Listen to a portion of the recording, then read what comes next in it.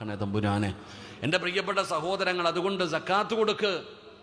സക്കാത്ത് കൊടുക്കാത്തവൻ്റെ പൈസ നഷ്ടപ്പെട്ടു പോകുന്ന 7 രീതിയിൽ ഒരു രീതി കേൾക്കുന്നുണ്ടോ? പറയട്ടെ, റെഡിയല്ലേ?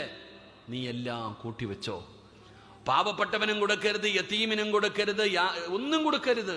നീ എല്ലാം സൂക്ഷിച്ചു വെച്ചോ. നിനക്കത് മരുന്ന് വാങ്ങാൻ ഉപകാരപ്പെടുമെന്ന് മഹാനായ സയ്യിദുനാ അബൂബക്കർ സിദ്ദീഖ്. അതെ, ഏതിനുപകാരപ്പെടും?